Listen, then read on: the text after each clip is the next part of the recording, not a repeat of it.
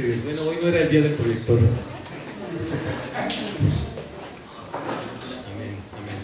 Señor, te damos gracias porque tú nos has permitido reunirnos, Señor, porque nos has abierto la puerta, Señor, para que se haga este evento, Dios, especial, este día de bautismo, Señor, este día de Santa Cena, este día de conocernos, Señor, de conocer el cuerpo de Cristo en otros lugares, Señor.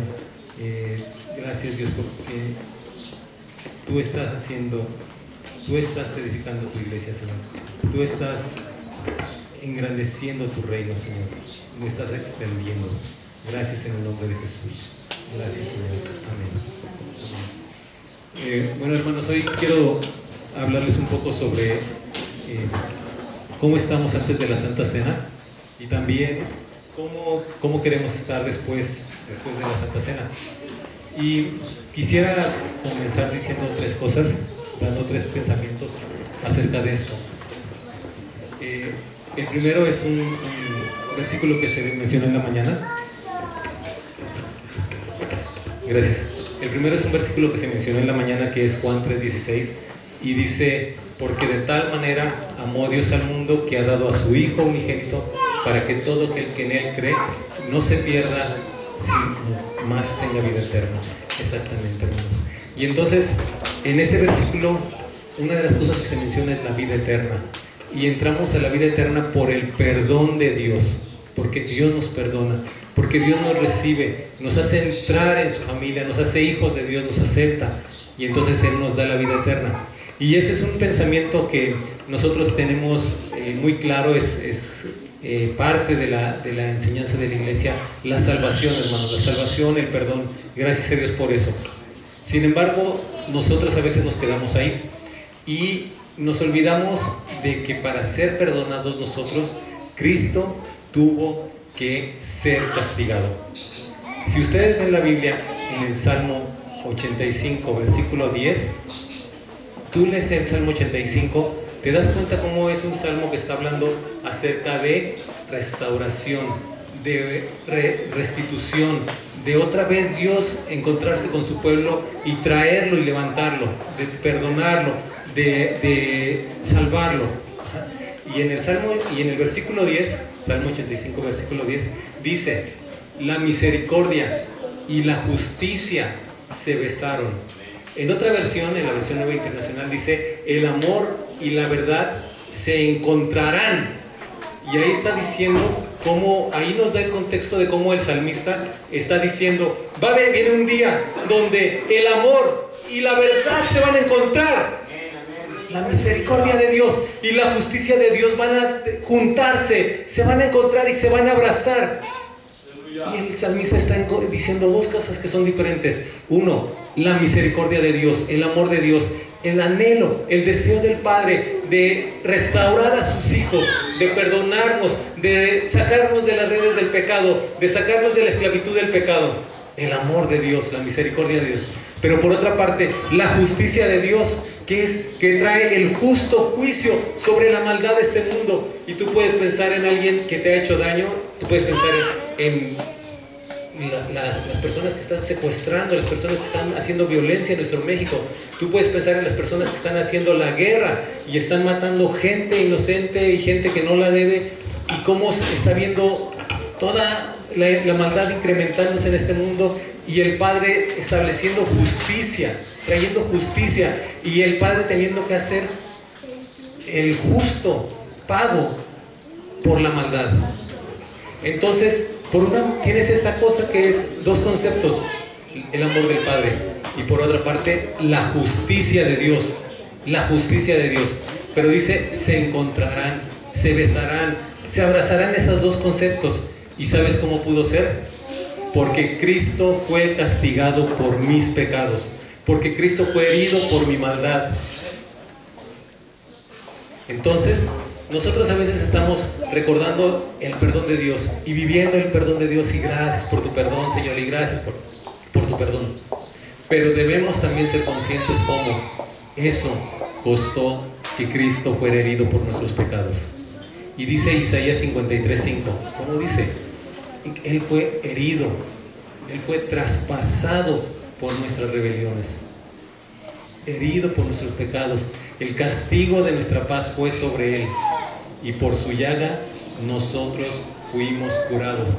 Y recordamos siempre en la parte de fuimos curados, fuimos sanados, pero debemos también tomar en cuenta su llaga, su herida, las heridas que fueron abiertas en su piel, las heridas que le costaron el derramamiento de sangre y de dolor y de angustia. Eso es la esencia de la Santa Cena, hermanos. Cada vez que coméis el pan, que bebéis esta copa, la muerte del Señor anunciáis. Su sufrimiento, hermano, por nosotros. Entonces, te dije, quiero empezar con tres ideas. La primera es el perdón de Dios. El perdón de Dios. El tremendo perdón de Dios, que el Padre envió a su Hijo unigénito a vivir entre nosotros, a morir entre nosotros, para que todo aquel que en él cree no se pierda, mas tenga vida eterna. Y el segundo concepto es la idea de que cuando yo peco, cuando yo cometo maldad, debo estar consciente y debo recordar que por mi maldad, por mi pecado, Cristo fue herido, Cristo fue lastimado, Cristo fue traspasado. Y eso nos debe traer una conciencia cada que nosotros estamos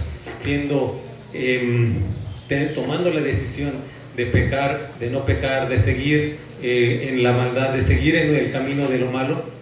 Recordar que por esos actos es que Cristo fue herido y castigado.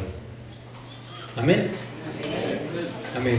El tercer concepto que quiero platicar hoy, y ese solamente es como con lo que quiero empezar, con lo que quiero comenzar, está en 1 de Juan 3, versículos 2 y 3. Y ahí dice que todos seremos transformados y llevaremos y seremos semejantes a Cristo. Y esta es una de las cosas que se menciona como la glorificación. Si pensamos en el concepto, en el plan de Dios para salvarnos, Él nos ha justificado, hermanos. Él nos ha declarado justos.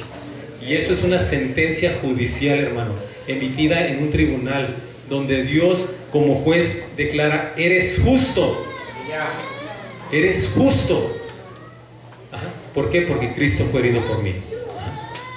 La segunda cosa del plan de Dios para la salvación es nuestra santificación, que es el proceso diario, hermanos, donde uno rinde su vida, donde uno rinde sus planes, deseos, malos pensamientos, sujetándolos a Cristo. Y le dice a Cristo: mis pensamientos que sean, aquí están, te los entrego.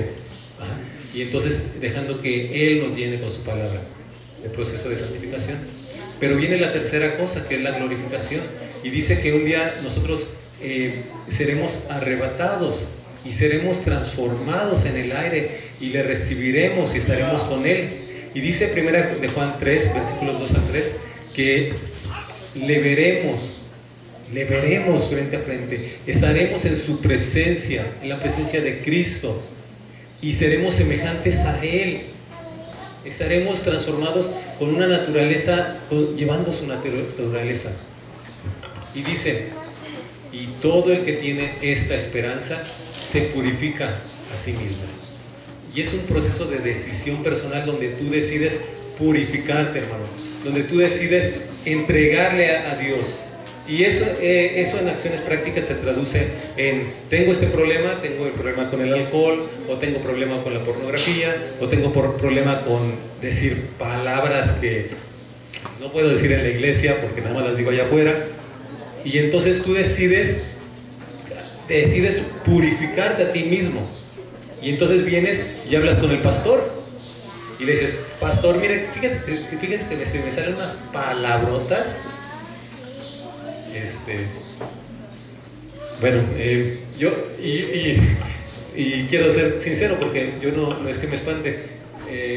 Yo la preparatoria la hice en una institución que se llama Centro de Estudios Tecnológicos del Mar, ajá, y no es como M.A.R, sino es del mar, y las carreras eran pesca y navegación, construcción naval, refrigeración industrial pesquera, y no me acuerdo de las demás. Y todos mis compañeros no eran hijos de pastor, presbiteriano, sino eran hijos de pescadores y sobrinos de prostitutas y así por el estilo. Entonces en la prepa donde yo hice el bachillerato, pues se oían palabras, se oían frases bien interesantes, bien bonitas. Hasta los maestros eran capitanes, eran marinos. Entonces, pues, hermano Jacinto, ¿dónde está? ¿Usted fue marino? Amén. Y se habla bonito, ¿verdad? Bueno, entonces, pero si tú quieres llevar ese proceso de santificación en tu vida y tienes la esperanza de ver a Cristo, vas a tomar la decisión de purificarte tú mismo. Y entonces venir con el pastor y decir, confesarle, hermano, ¿sabe qué? Digo esto. Hermano, ¿sabe qué? Mire, este es mi problema y aquí está mi cuenta de Facebook, Instagram, mira, aquí está mi suscripción a Playboy o lo que quieran, ¿no? Bueno, ya nadie paga Playboy, ya es gratis, ya hay mucho material gratis. Pero entonces ese proceso es la manera en que te vas a purificar, hermano, la manera en que tú expones tu pecado delante de Dios, delante de las autoridades. Y entonces vas a poder venir a eso. Entonces esos son los primeros 3 conceptos que te quiero decir. Ahora, te decía, esto es, la idea del mensaje es que tú tengas una idea de antes, cómo estás antes de la Santa Cena y cómo quieres estar después de la Santa Cena. Y el antes es tu situación actual, pero la otra cosa es cómo quiero yo estar, porque el proceso de tomar el pan y de beber la uva es encontrarnos con Cristo. Y este es un momento de fe donde nosotros le decimos, quiero que tú seas parte de mi vida, quiero que tú seas parte de mi cuerpo, quiero comerte, Jesús, quiero que te formes de una manera íntima conmigo y que me transformes. Quiero que me transformes. Ajá. Entonces, hablando de eso, yo quería compartirles acerca de el cristiano que es un hombre carnal, el cristiano que es un hombre mental y el cristiano que es un hombre espiritual. Amén.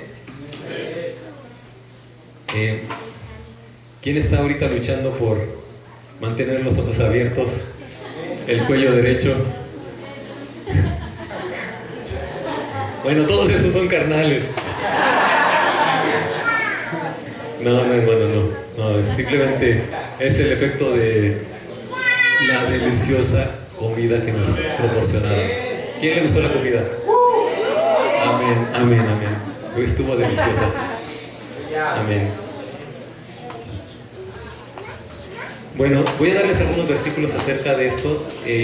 Este es un tema que un hermano que se llama Howard Katz, que está en Canadá, predicó cerca de un año acerca de cómo ser un hombre espiritual, cómo ser un cristiano espiritual. Y empezó explicando sobre cómo es un hombre carnal, cómo es un hombre mental, cómo es un cristiano espiritual, ¿sí? Y yo nada más quiero dar así un poquitito. Primero, 1 Corintios 2:13. Y ahí está mucho desde ahí comienza. Dice, nosotros no hemos recibido el espíritu del mundo, sino el espíritu que proviene de Dios, para que sepamos lo que Dios nos ha concedido. Y entonces tienes esa relación con el Espíritu Santo, que viene y te hace ver tu propia naturaleza, y te hace un llamado para que vivas y seas guiado por Él. Nosotros tenemos vida por el Espíritu de Cristo que ha venido a nosotros, pero podemos vivir sujetos, doblados, esclavizados, entregados a los deseos de nuestro cuerpo, nuestra carne. Podemos vivir sujetos a nuestros pensamientos, gobernados por nuestros pensamientos, y eso sería un hombre mental, un cristiano mental. O podemos ser guiados y sujetos y estar gobernados y esclavizados al Espíritu de Cristo, al Espíritu de Dios, al Espíritu Santo. Ajá. Y el Espíritu Santo ha venido para declararnos cuál es nuestra verdadera naturaleza, qué cosas Dios nos ha concedido. El Espíritu Santo hace esa obra de Dios en nosotros, y esa obra tiene tres grandes partes. Uno es la proclamación. Él viene a proclamar lo que Dios ha hecho para nosotros, y Él viene a que te hagas un testigo de Él. Él viene a habitar en tu vida, y Él viene a darte revelación de lo que Dios Padre es en ti. Amén. ¿Cuántos de aquí han enfrentado una situación de opresión demoníaca o de una liberación en una persona que está enfrente de ustedes y el demonio se empieza a manifestar de una manera visible, audible, que la oyen los vecinos? Ajá. ¿Cuántos han estado en esa situación? Amén, amén. Ahora, ya no levanten la mano. ¿Cuántos tuvieron miedo? No levanten la mano. Cuando Dios te revela quién es, cuando el Espíritu Santo te revela quién es, dejas de tener temor. Dejas de tener temor en esas situaciones. Cuando estás en una casa que te dicen, es que en esta casa espantan. Mira, una vez unos hermanos nos invitaron, bueno, los tíos de un hermano nos invitaron a una casa por la zona de Texcoco, y ellos eran muy católicos, la familia era muy católica, pero dijeron, que vengan los de tu iglesia, porque ahí se estaban apareciendo y oyendo cosas en la casa. Y estuvieron dispuestos a que vinieran esos de la otra religión que se llaman cristianos a su casa a orar. Y entonces pues ya fuimos, ¿no? Fuimos. Y me acuerdo que lo primero que les dije, porque varios de los que están aquí, de los que tocaron, a ver, los que se tocaron, ¿se pueden poner de pie? Ya, creo que ya se salieron, están en la banqueta. Amén. ¿Cuántos fueron allá en Texcoco? ¿Tú fuiste? Ah, Felipe. Felipe, ¿dónde está Felipe? ¿Tú fuiste? Sí. También fue bueno. También fue. Entonces, la familia abrió las puertas para que se les hablara el Evangelio, ¿sí? Y nosotros le dijimos, antes de orar por la casa, por el lugar y de echar fuera a Satanás y a los demonios, queremos que ustedes reciban la palabra de Dios, para que se queden con la palabra de Dios. Y si tuvieran visto la cara de las personas que vivían ahí, el principal hombre que estaba más afectado era uno de los hombres de la casa, era un camionero. Y yo no creo que los camioneros tengan fama ni de miedosos, ni de ser gente que se acobarde. Pero ese hombre estaba lleno de terror, ya no podía vivir por la situación. Sin embargo, Dios te ha llamado a ti, a cada uno de nosotros, para que tomes autoridad en ese lugar. Amén. Y para eso necesitas la revelación del Espíritu Santo de quién es el Padre en tu vida, de cuáles los dones y la autoridad que Él te ha dado, ¿sí? No en tu mente, sino en tu corazón. Palabra de Dios revelada que te hace tener la certeza y la firmeza para pararte en ese lugar y decirle, ¡vete! ¿Amén? ¿Cómo le van a decir? ¡Vete! Más o menos. Amén. Quiero darte una visión que pasó en el tiempo de la alabanza de la mañana. En esta visión había un campo, un gran campo de cultivo, pero ese campo de cultivo estaba siendo arrasado por una gran ola. Una gran inundación venía sobre ese campo de cultivo y esa ola gigante revolvía toda la tierra y la levantaba y hacía ese lugar inservible y un lugar lleno de caos. Y así está la vida de alguno de aquí. Y Dios lo quiere liberar, porque está viviendo bajo el total dominio de la carne. Y en la visión, Dios me decía, se necesita una persona que se ponga al frente y le diga, ¡para! ¿Sí? Y entonces, en la visión, yo le decía, ¡fuera! Y el agua se iba para atrás. pero dejaba un campo seco, un campo estéril, un campo inútil. Y esa es la segunda situación de algunas personas aquí, que están viviendo la palabra de Dios solamente bajo la influencia de la mente y no bajo la influencia del Espíritu Santo. No está siendo una palabra revelada por el Espíritu Santo a tu vida, y entonces tú estás viviendo una vida cristiana que está estéril, y te has limpiado de las obras de la carne, pero no estás viviendo en frescura por la revelación del Espíritu Santo en tu vida. Pero después de eso, el campo estéril se ve, y el campo seco y agrietado, que era como puro fango seco que había quedado después de la inundación, empezaba a brotarse vegetación, hasta que eso se convertía en un gran cultivo. Y esa es la vida que la que Dios te ha llamado, la vida gobernada por el Espíritu de Dios, la vida gobernada por el Espíritu de Dios. Una palabra que compartió mi hermana Giselle es, bueno, mi cuñada Giselle, que luego van a decir, es tu hermano, y se va a enojar conmigo. Ella dijo, el ocuparse de la carne es muerte, pero el ocuparse del Espíritu es vida y paz. Y tú piensas en las cosas, en lo que te ha traído, lo que ha traído a tu vida, el ocuparte de la carne. Solamente te ha traído muerte, hermano. Ya sea porque estabas en el alcoholismo, te trajo muerte, y trajo muerte a los que estaban cerca de ti. El ocuparse de las obras de la carne te trae a muerte, pero el ocuparse del Espíritu es vida y paz. También dice, los que son del Espíritu piensan en las cosas del Espíritu, los que son de la carne piensan de las cosas de la carne, ¿sí? Entonces tú tienes que decidir, hermano, ¿voy a ser un cristiano carnal? ¿Voy a ser un cristiano mental? Si el pastor me pregunta de qué predicó ayer, aquí está, pero no hay nada en el corazón, nada en el corazón, hermano. O puede ser una persona que tiene esa relación con Dios cercana, esa comunión con Dios, donde le está diciendo, dime, háblame, dime qué quiere decir esto que estoy leyendo, y Dios te revela la palabra.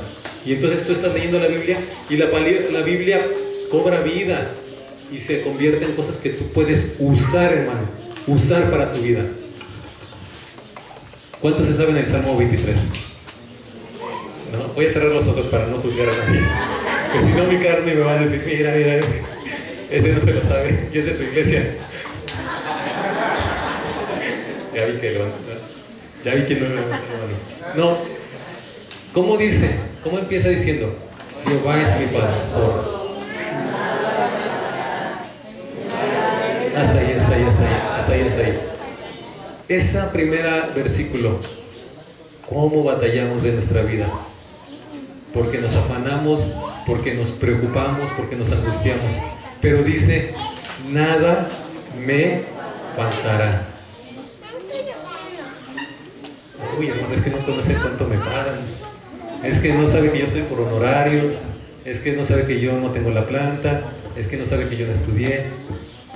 Entonces, la palabra todavía no ha sido revelada por el Espíritu Santo en tu corazón, con el poder de Jehová es mi pastor.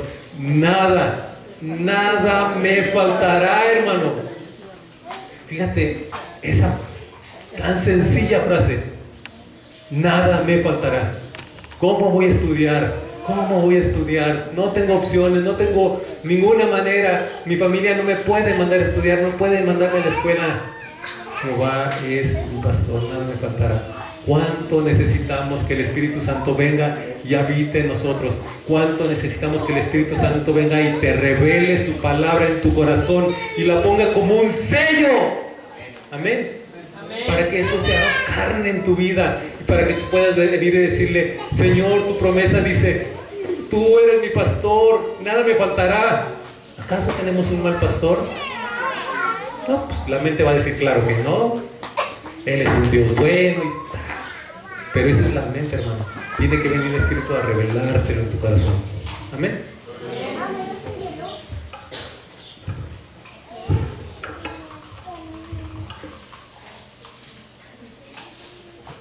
Segunda Corintios 4, 18. El hombre natural, y esto no, todavía no dice así, les voy a leer un pensamiento. El hombre natural solo puede ver con sus ojos. El hombre espiritual ve las cosas eternas. Para el hombre natural hay limitaciones. Para el hombre mental hay solamente lo que tengo en mis bolsillos, solamente lo que ven mis ojos. Para el hombre espiritual ve el poder de Dios, ve la provisión de Dios, ve la riqueza de Dios. Ahora sí, 2 Corintios 4:18. No mirando nosotros las cosas que se ven, sino las que no se ven, pues las cosas que se ven son temporales, pero las que no se ven son eternas. Amén, amén. 2 Corintios 5, del 7 al 10. 2 Corintios 5, del 7 al 10. Porque por fe andamos, no por vista, no por vista. Ajá. Por tanto, procuramos también, o presentes o ausentes, agradarle siempre. Ajá. Porque es necesario que todos comparezcamos ante el tribunal de Cristo. Amén, amén, amén. Pero esa es la diferencia entre el hombre mental, entre el hombre carnal y el hombre espiritual. ¿Cuáles son tus respuestas a tus problemas? ¿Cuáles son tus opciones a tus problemas? Trabajar más, gastar menos. Hay muchas cosas en la sabiduría que podemos hacer, pero cuando tus opciones a tus problemas incluyen o comienzan con orar, con ponerle la situación a Dios, es diferente. Amén. Porque entonces tú tienes la visión puesta en los recursos de tu Padre.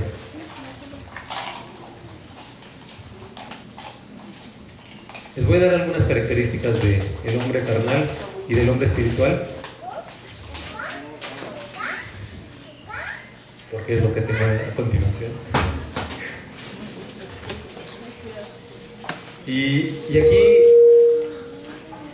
aquí busca en dónde estás tú, hermano. Tengo los versículos para cada uno de estos casos. No, por cuestión del tiempo voy a ir nada más dar las características, de manera que tú puedas decir, yo estoy viviendo así. El hombre carnal solo pone la vista en sí mismo, cómo satisfacer su cuerpo y su alma. Ajá. Cuando una persona está bajo la adicción de la droga, su cuerpo se lo pide. Ya se ha esclavizado porque su cuerpo lo necesita. Necesitas el tabaco, necesitas el alcohol, a lo mejor el juego, el ir a jugar ahí al casino, ¿cómo se llama? Caliente, todos esos casinos que hay ahora en los centros comerciales. Ya te ha generado esa adicción y tu cuerpo te lo está pidiendo, ¿sí? El hombre natural pone la vista en las cosas de este mundo, en su vida física, ve las cosas como su mente se lo indica. El hombre espiritual pone la vista en las cosas que no se ven, pone la vista en las cosas que son eternas y ve las cosas como Dios las ve. Amén. ¿Cómo ves tú, hermano? El hombre carnal es guiado por sus impulsos egoístas, solo vive para satisfacerse a sí mismo. Ajá. Su ego. El hombre natural, el hombre mental, es guiado por sus razonamientos, por su pensamiento. Por eso puede decir que Dios no existe. El hombre espiritual es guiado por el Espíritu de Dios. El Espíritu de Dios es quien lo guía, es quien gobierna sus pensamientos, es quien gobierna sus emociones. Amén.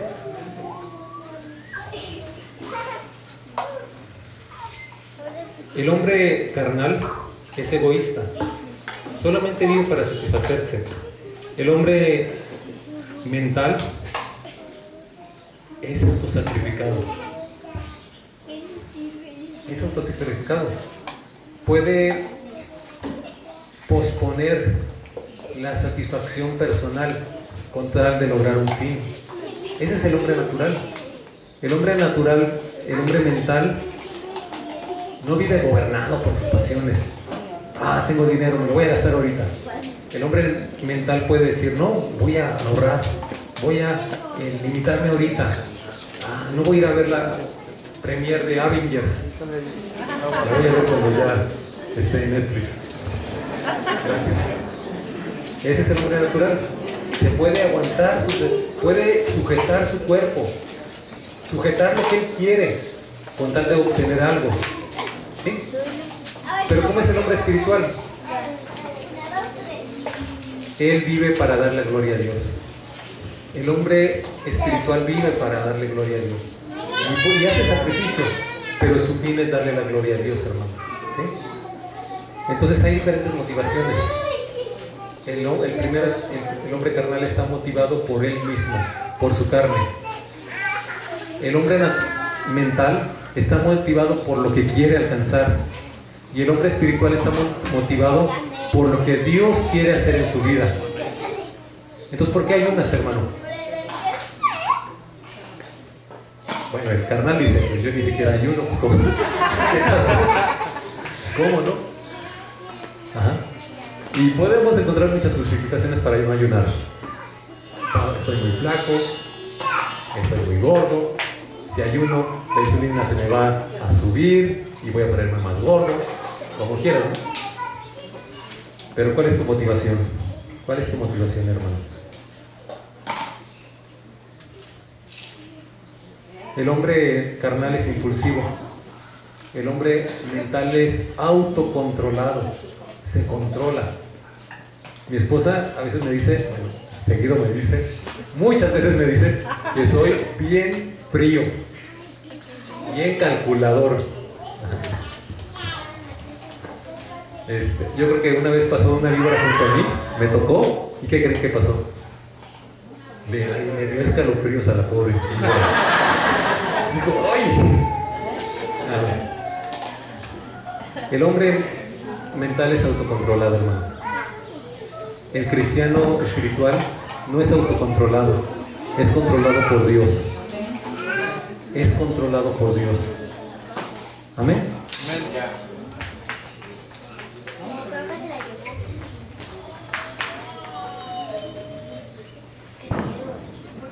Quiero darte 3 ejemplos. ¿Cuántos de ti conocen la parábola del hijo pródigo? Vamos a levantar toda la mano para que nada no se note. Amén. A ver, levanten la mano. ¿Conocen la parábola del hijo pródigo? No sé, pero ahorita la van a conocer. Era un hombre que tenía una hacienda y tenía 2 hijos. El primero y el segundo. ¿Sí? 2. Y entonces el menor un día le dijo, papá, me quiero independizar. ¿Sí? Me quiero independizar. Entonces, todavía no te has muerto, pero pues parte de esto me va a pertenecer un día, ¿no? Entonces, ¿por qué no me lo adelantas? Me lo das de una vez y ya, voy a hacer mi vida. Y seguramente tenía planes, ideas. No, mi papá no sabe cómo administrar el dinero, mi papá quién sabe, seguramente tenía quién sabe cuántas ideas, pero la cosa es que el papá le aceptó la palabra y le dio la parte. Eso significa que debe haber vendido parte de las tierras. Si tenía tierras, tuvo que haber puesto un límite y vendido esa parte de las tierras para darle el dinero a su hijo, o ponerlas a su nombre por lo menos, lo que sea. Le tomó las vacas, tomó las ovejas que tenía ese hombre oriental de la zona de donde vivía el Señor Jesús, y separó una parte de los animales y se lo dio al hijo. El hijo lo vendió todo y se fue a una provincia lejos, lo más lejos posible de la familia, ¿verdad? Y allí vivió como le dio la gana. Y básicamente se gastó todo lo que tenía viviendo perdidamente.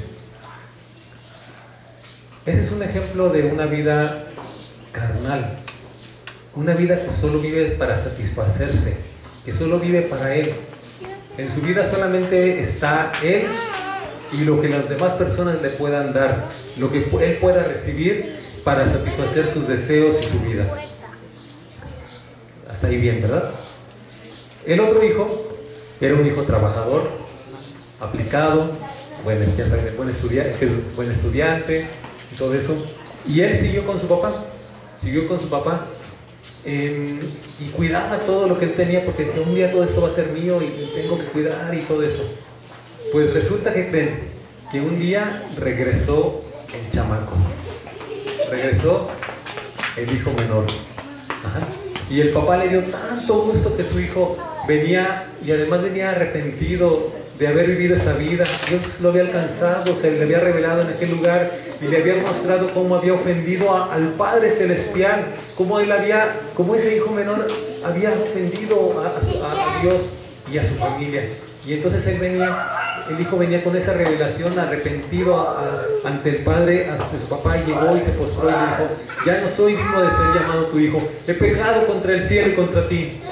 Y el Padre estaba tan lleno y tan agradecido con Dios que su hijo menor hubiera regresado y que su hijo menor se hubiera arrepentido, que el Padre lo recibió y le puso un anillo en la mano, en el dedo, y hizo que mataran el becerro más gordo, el becerro especial que tenían a lo mejor para el 50 aniversario de casados, o vete a saber, pero ese animal lo sacrificaron para comer y hacer una gran fiesta. Y cuando llegó el hijo mayor, oyó y dijo, pues, ¿y ahora por qué hay fiesta aquí? Yo vengo de la chamba, hacía un montón de calor, había un embotellamiento, y llego y hay fiesta en la casa, y resulta que llegó este. Entonces ahí te das cuenta cómo el hijo mayor es un ejemplo de una vida mental, de una vida que hacía lo correcto, obedecía, no se gastaba el dinero, nunca hacía fiestas, porque le dijo a su papá, yo nunca me has dado ni un cabrito para irme con mis amigos a festejar. Entonces ves una vida mental ahí, pero ves una vida estéril, una vida vacía, una vida donde Dios no está tocando el corazón y Dios no está transformando la mente y el corazón de la persona. ¿Sí? ¿Hasta ahí me sigue? Y tienes el ejemplo del papá. Como el papá, cuando el hijo vino y le dijo, he pecado contra el cielo, contra ti, he pecado contra el cielo, he pecado contra ti, ya no soy digno de ser llamado tu hijo, hazme como a uno de tus esclavos, como a uno de tus trabajadores. El papá dijo, este hijo se encontró con Dios, este hijo Dios lo transformó, este hijo viene arrepentido de su falta contra Dios, y no solamente viene pidiéndome perdón a mí, sino viene reconociendo la falta que él hizo a la ley de Dios. Y entonces el Padre te muestra a un cristiano espiritual, a un hombre guiado por Dios, a un hombre cuyo corazón es tocado por lo que Dios hace, a un hombre que está latiendo igual que late el corazón de Dios, que le dice a Dios, lo que es importante para ti es importante para mí. Amén. ¿Y es importante para ti, hermano?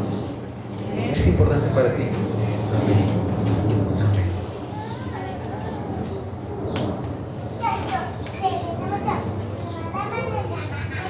La Biblia dice en 1 Corintios 11:28, habla acerca de cuando nosotros tomamos la Santa Cena, y dice que si nosotros nos examinamos a nosotros mismos, dice, no somos juzgados. ¿Y qué significa eso? Significa, y esto es algo que se hace cuando tú tomas la Santa Cena, es examinar tu conciencia, hermano, examinar tu situación delante de Dios. Pero no es algo, que lo quiero decir de esa manera, no es algo donde unos la van a librar y otros no. Examinar tu corazón antes de tomar la mesa del Señor no es un momento donde tú vas a decirle a Dios, ay Señor, la libré, llegué, o ay Señor, mira cómo estoy.